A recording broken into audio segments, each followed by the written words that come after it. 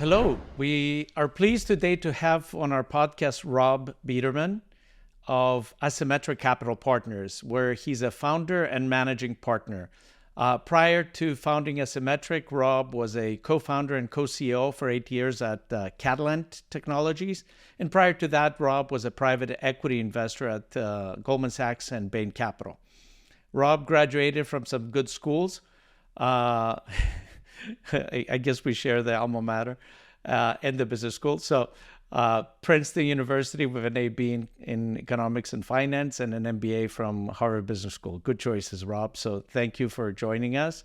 And I'll kick started with asking you maybe to tell us a little bit about your career, how you ended up where you ended up. And I think that will dovetail into the story of your fund. I think there's sort of a trend among VCs to believe that you have this unusual, one of a kind path to the industry. And I think the reality is every VC has that. There's no classic 2 years of investment banking and then right to private equity. My career, I think, it seems when you look at it in retrospect, it seems very linear and very obvious that you would go to Goldman Sachs, then go to Bain Capital, go to business school, start a company, and run a VC firm. And it almost feels as if I drew it all out that way. But in reality, I was always just doing the next thing that felt most obvious. So I went to Goldman because they tended to recruit really well on campus. And once you were there, they made it a really good experience for you. And I spent 2 summers there when I was an undergrad. Bain Capital recruited very well out of Goldman. And I think in each phase, one thing that's kind of tied each step of my career together is there's always been pretty heavy involvement as you go from one phase to the next. So it was my group at Goldman that really helped me get into Bain Capital. The Bain Capital folks were instrumental in getting Catalent set up. And then it's essentially the board of directors of Catalent and the investors at Catalent that put Asymmetric together with me. And I like that continuity from each relationship. And I hope that those 4 experiences form the sum total of my, at least for-profit career. There's definitely been a few common threads across all 4. I think the pursuit of intellectual truth has been true in each case. I think being integrity-filled and working hard has been true, and also putting work in its proper place and trying to make it as fun as possible, even though, there's nothing inherently necessarily joyful about doing LP investing or GP investing. It's all things that I've come to find are really fun.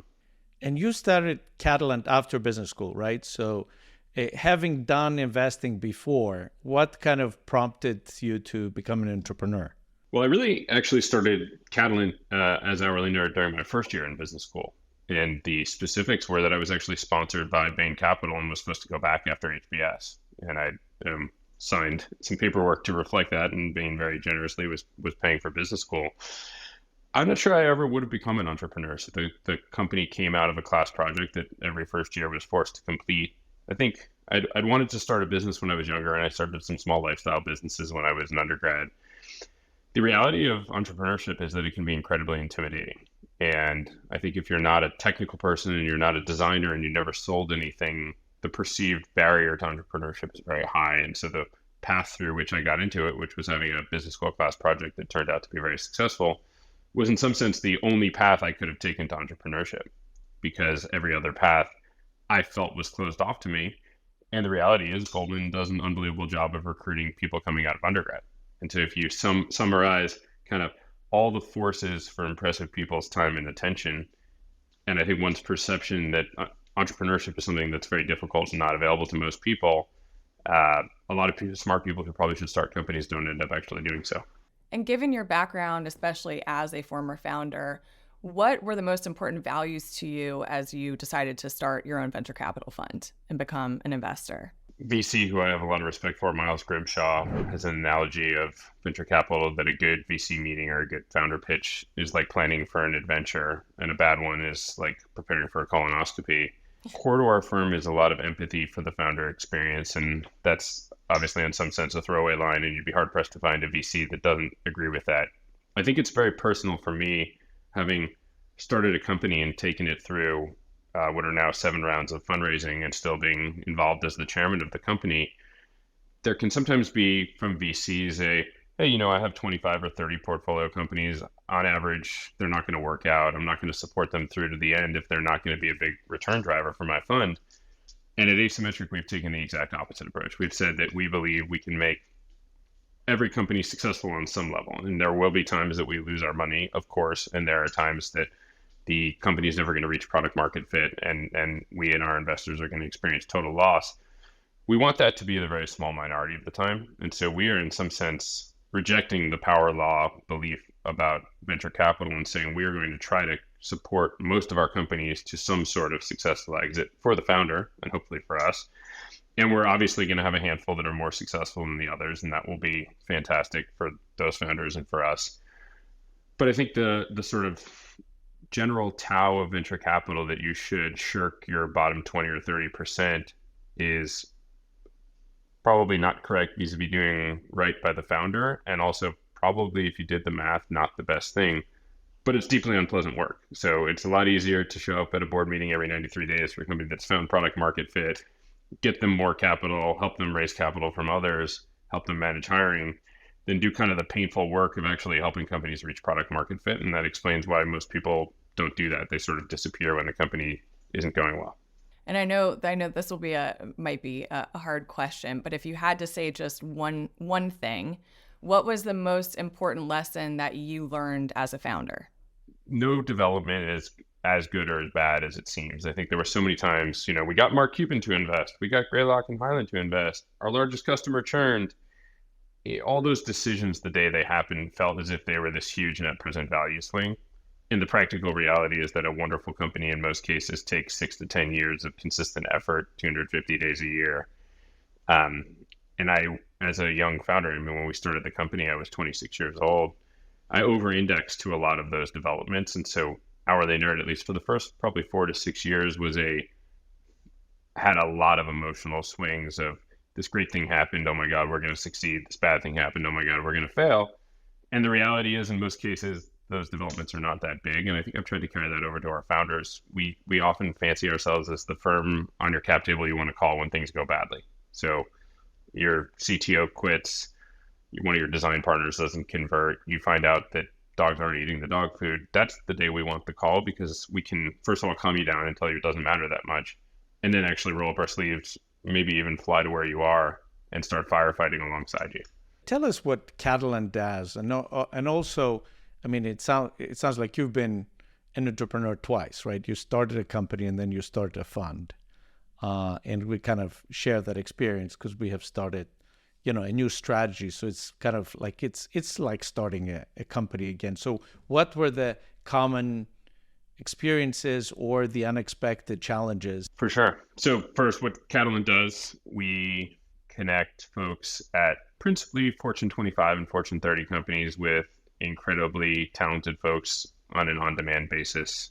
So if you imagine your former McKinsey partner, your former systems engineer at Raytheon, in a flexible model that looks a little bit of GLG, a little bit of McKinsey, and a little bit of a staffing firm, but all with technology. So all of the matches are made with large language models. And I think we've, relative to the fact that we're still a small company with, around about 100 million of annual services value, are actually moving the needle for our customers. And so we sit in a probably more privileged position than your average staffing firm that is very much a price taker for roles that are coming off a conveyor belt. We're actually really driving the story of how companies are accessing talent. And increasingly, we're saying that it's a really viable alternative to a Bain or a McKinsey, which is something that would have been unthinkable 11 years ago when we started the company. Of course, there are incumbents in the consulting industry and in the flexible staffing industry, particularly the recruiting firms, that we do the same thing as. I think because of the tech advantage, we can do it with far better unit economics with a more interesting population of people, where we have 110,000 folks on the platform, which is more than Bain, BCG, and McKinsey combined, and that's pretty dynamic for the customer.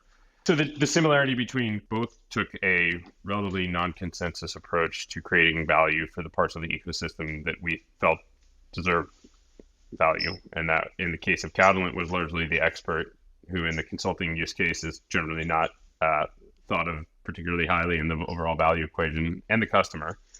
And at Asymmetric, we've oriented the entire operating system around two groups, which are the founder and the limited partner.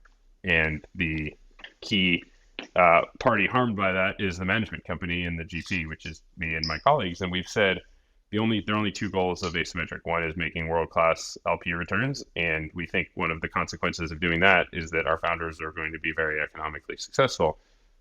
Way downstream of that, we will be economically successful. But if you look at the core of asset management today, and by the way, none of these people are bad people, they just have a different set of values and principles than I do. You can make a lot of money as the general partner while making no money for the LPs and virtually no money for the founders.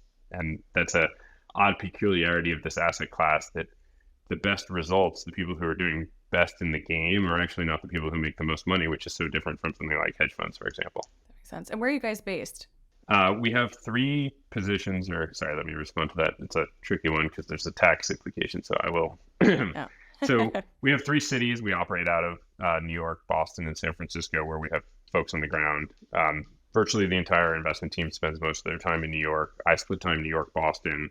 Our COO is in Boston, and our head of portfolio and post-close activities is out in San Francisco. Cool. Because I was going to say, because I watched the video on the website and it looked like a ski lodge, that if that was the office, I was going to ask for a friend if we could potentially crash there at some point or another. It looked amazing. So. Oh my God, we'd love that. Fireplace. You guys have a dog. We do have a team dog. So, we do an offsite in Jackson Hole every year. Traditionally, the first week of the year, we bring all the founders that we backed in the prior 12 months, and any founder that we backed previously that referred us a deal in the years that followed, a deal that we did.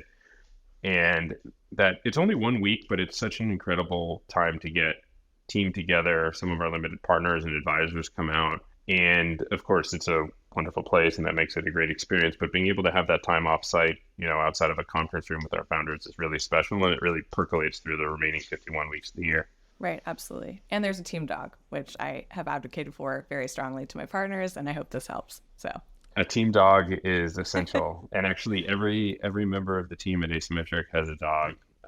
2 of the 4 in the New York office actually come in relatively frequently, and luckily they get along pretty well. Oh, that's awesome. And tell us a little more about kind of the metrics, the parameters of your firm. What is the check size? What is the stage? What type of founders do you look for? What type of sectors, markets, et cetera? Yep. So we invest virtually exclusively at the pre-revenue stage. We do that in pre-seed and seed. We really prefer vertical market software and healthcare IT. We do most of our investing in New York and Boston, with some amount in California. I think we're generally looking for folks that have some demonstrated track record of success, and it doesn't necessarily mean they have to have been a founder, but people who have been successful at larger companies taking new products to market. Maybe they've pioneered a go-to-market motion that was not part of the existing value prop when they got there. And we probably partner with people slightly later in their personal career journey than many other firms. So I think we've only backed one person who was only a few years out of school. Most of the time we like them to have about a decade of work experience, because we think your skill for combating strange situations just continues to improve as you get deeper in your career. And we typically also like to have seen 1, 2, 3 different roles. And so they have different contexts to apply learnings to, because obviously, as I saw as a founder, you face 20 decisions a day. So you come in super early at the seed level. Check size and kind of investment over time looks like what? We like to do somewhere between 500,000 and 5 million out of the gate, and we can scale. With our fund 2, we can probably scale into $7 to $8 million positions. I think our average in fund 1 is 2.5, and our average in fund 2 will be roughly on the $4 million side. That's a pretty wide range for a pre-seed. Like, how do you scale that? Is it depending on the situation, I guess, where you have like more confidence, or how do you judge that? Yeah, we try to tailor the amount of funding to where the company is in its life cycle, and also the dilution that founders are willing to take at a certain stage. So there are investments, I would actually say it's almost the exact opposite of confidence that scales with our check size. It's more, if we've decided binarily that we want to be in business with somebody, we also want to own as much of their company as possible. Most of the people we back are pretty thoughtful, and they want to get to profitability using as little capital as possible. And so a lot of our $500,000 investments, we had the same amount of conviction as a $4 million investment. We just had a founder that only wanted to dilute themselves a certain amount. We are trying to, in general, make a first investment and then quickly follow it with a second if we didn't get to scale at the first one. But we also, I think, are not, there's some firms that are absolutely religious about dollars at stake or dollars at work or ownership percentage. And I think we tend to be a little more philosophical about that. And I think the biggest risk is not being able to get into a deal that's good rather than having to deviate from your parameters. Are there any particular themes that you find to be, of interest right now, and or, a company that you recently invested in that you'd like to highlight? Sure. So first, the theme, which I think is reasonably universal, but probably most firms aren't quite so focused on it as we are, which is that large language models are changing all kinds of vertical market software for the better. And I think the insight that we had is it is difficult today for AI or an LLM to be a decision maker in a process, particularly a process that's high stakes and high dollars. So right. AI can help you decide what content you should see in a pre-roll ad, and the outcome of that being wrong is not very bad. But for life and death type decisions, AI can be a great vetter and filter and triage provider. And some of our most successful investments are in companies where there are very large data sets that have big economic consequences, and a large language model can help a human decide how to spend their time against that data set. A company that we invested in recently that I'm tremendously excited about is a company called Splash, and it is a consolidation program in the pool cleaning business.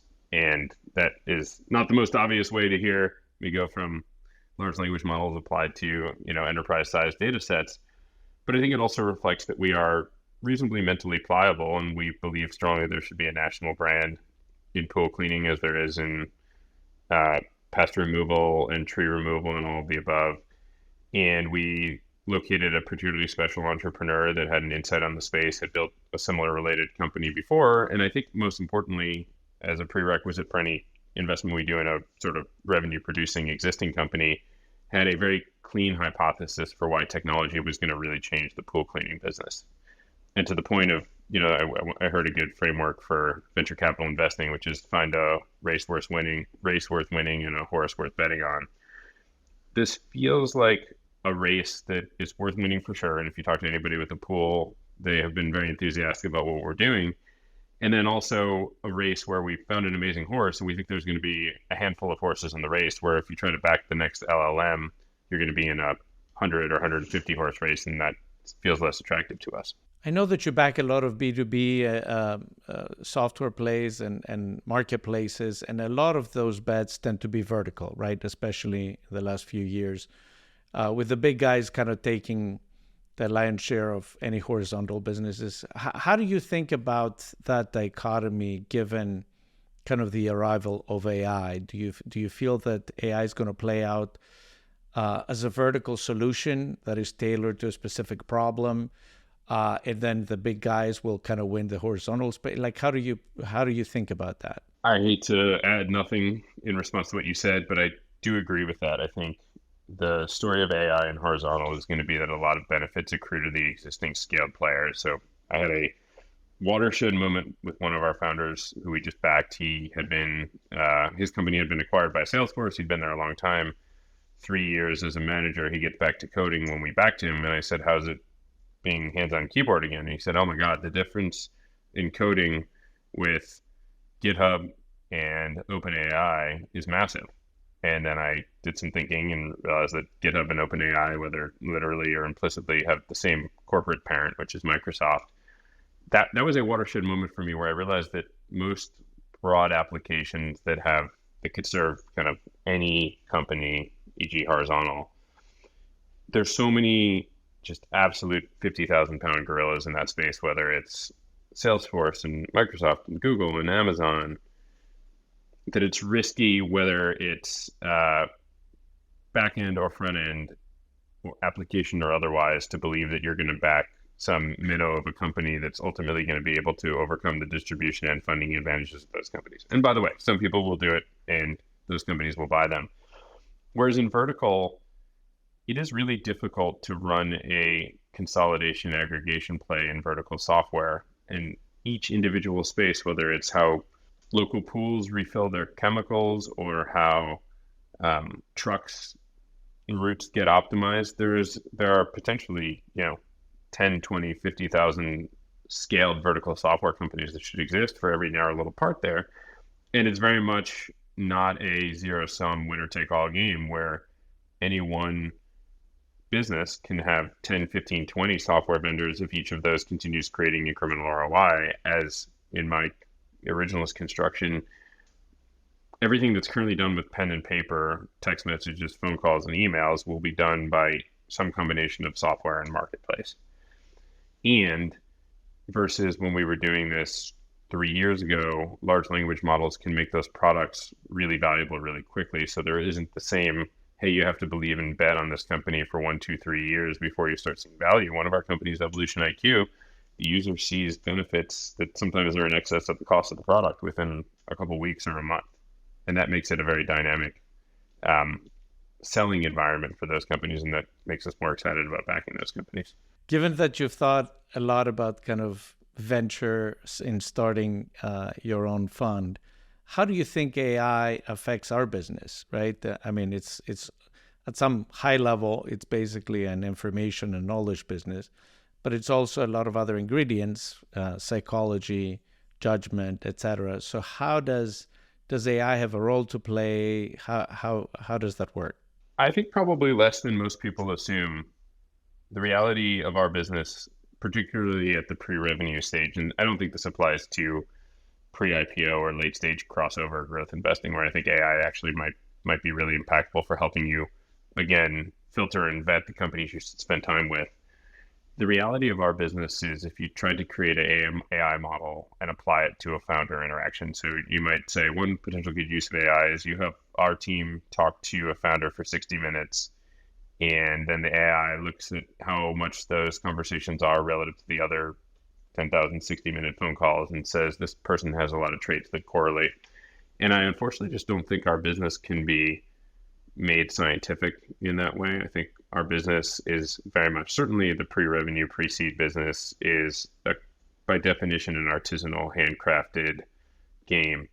And you see repeatedly folks try to turn it into something else, and they've never succeeded. There are people who have tried to index the market and back a lot of companies, and it is very, very rare that those are successful.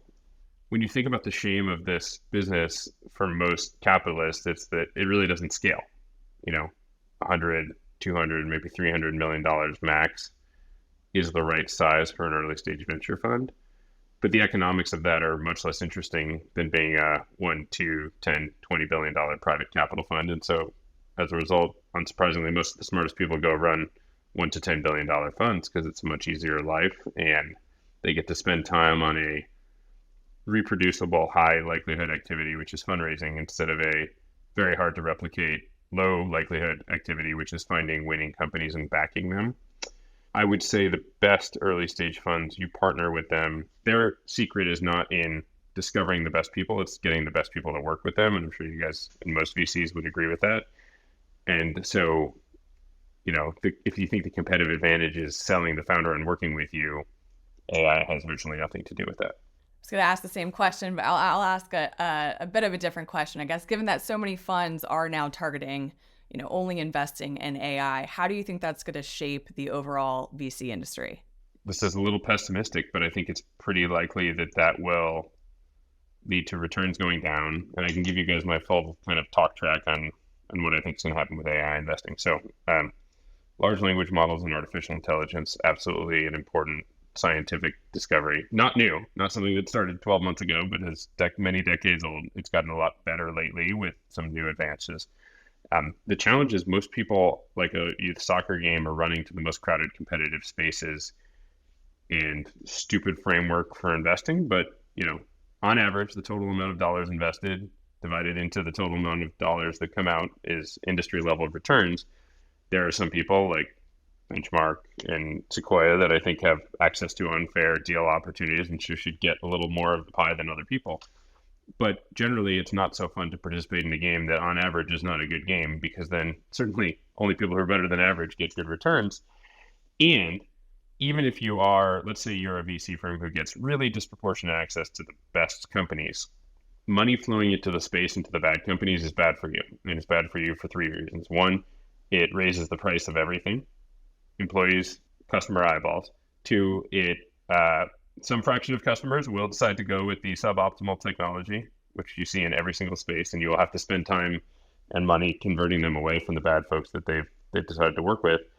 And then lastly, it just creates commercial confusion and clutter in the space. And so even if the long-term industry structure is you're going to have kind of vanilla and chocolate ice cream, if out of the gate the space has 250 flavors of ice cream, the ultimate returns that the people who back vanilla and chocolate experience are just not that special. And so I actually think the first wave of AI is really disappointing media articles is, within months away.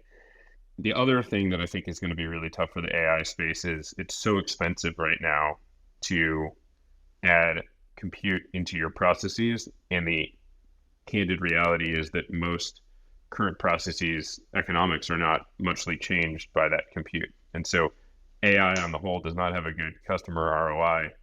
It is extremely rare that not a good customer ROI translates to really good returns. And yet there will be a lot of people that make money in AI. That's the rub. So for people who are choosing to participate in it, I suspect virtually all of them think that they are more special than average in a very Garrison Keillor, like woebegone type way. And so it's rational for each individual participant to play the game, but then you end up with everybody playing the game, and that makes it much more difficult. That makes a lot of sense. And I think it's kind of similar to what you've seen in all the other boom cycles, right? People get excited, things are overblown. You have a first wave where it's disappointing, but then the second wave kind of clarifies things and maybe evolves. The pace, the thing that may be very different is the pace at which things are happening is much faster, right? Because you see the technology evolve and companies shooting up and down. And so it's definitely going to affect a lot of things, but yeah, the general patterns kind of make sense. Yeah, it's also hard. I get sent a lot of annual meeting decks and investor letters, and it is very much of the moment to tell your LPs that you're all in on AI. And when you tell your LPs that you're skeptical of AI and you don't think that it's going to have attractive returns, that's a pretty contrarian, non-consensus thing to say today. And unfortunately, venture is an asset class. We have this woodcut at our office that says conventional methods, conventional outcomes. Venture is absolutely an asset class where you can get lucky often enough with bad conventional methods to stay in business. And if you decide to go maverick and reject the orthodoxy of much of the industry, there's a decent chance that you pull off a big short type thing. And there's also a decent chance that you get totally smoked because you were wrong about it. And so it's an asset class where being contrarian is something that everybody would like to be. But then when that actually, if you think of being contrarian, simply one vector is deployment pace. Doing no deals when everybody else is doing deals or doing lots of deals when nobody's doing deals is a pretty scary thing to tell your LPs about. Totally. Yeah, for sure. Switching gears for a second, tell us a little bit about yourself. Kind of where did you grow up? Like, did you always have kind of a vision of being in business? Like how did you kind of navigate to where you are today? Yeah, I was born in Manhattan and grew up in a town called Chappaqua, about 45 minutes north of the city. My dad brings this up all the time, but I think when I was in second grade, my parents got me two books. They were the Totally Awesome Money book for kids and the Totally Awesome Business book for kids. And I think the tagline on the latter was, with 10 awesome businesses, you can start right now. And when I read those two books, I just became obsessed with, lame as this is for an 8 or 9-year-old, kind of commerce and everything associated with it. And started a lot of businesses in the neighborhood growing up and at camp.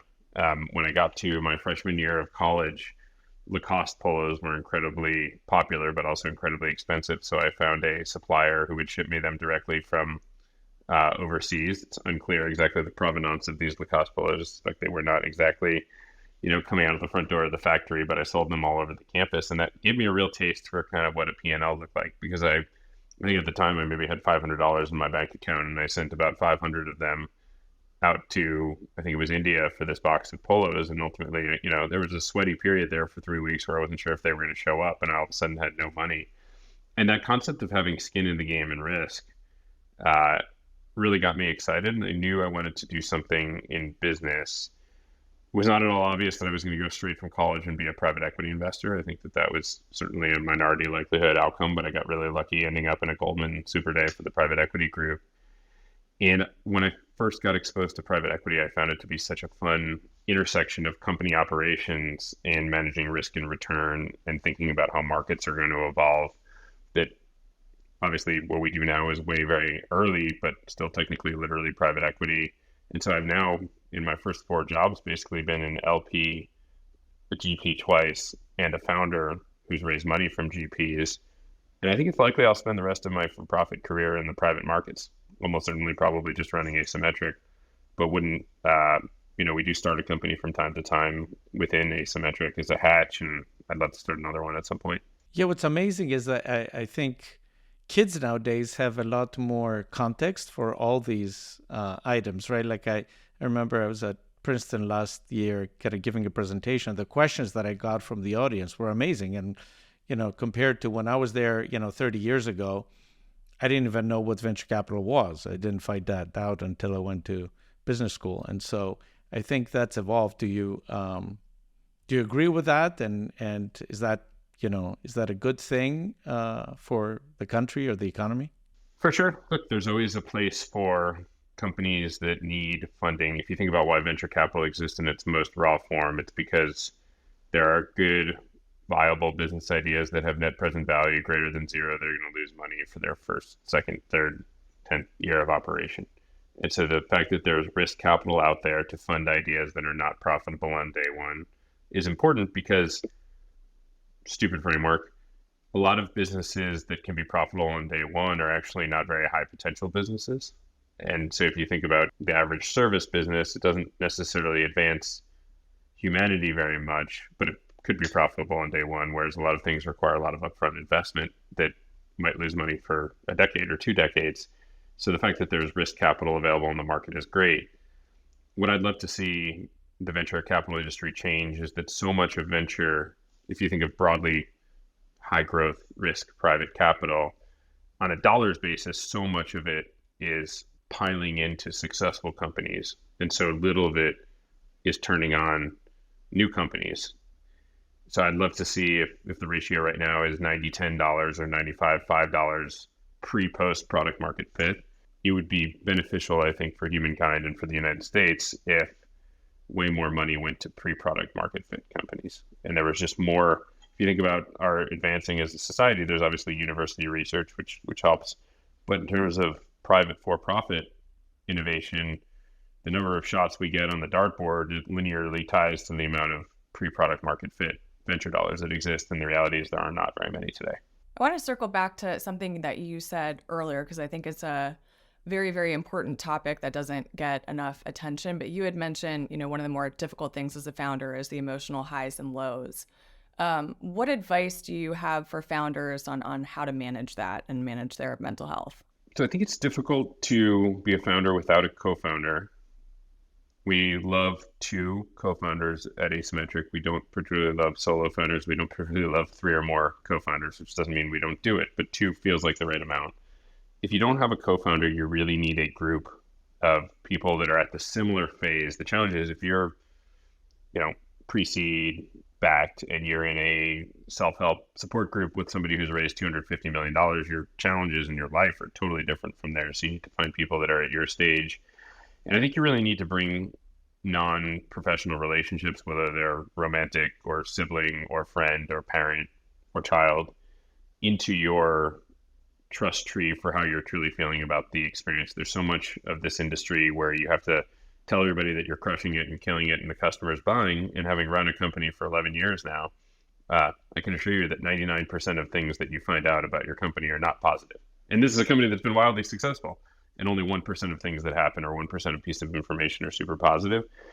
And that is a acceptable part of the entrepreneurship journey. I wrote a tweet a few years ago that's gotten a lot of nice uptake. That's basically the fact that other people gave up at this point is why you have an opportunity.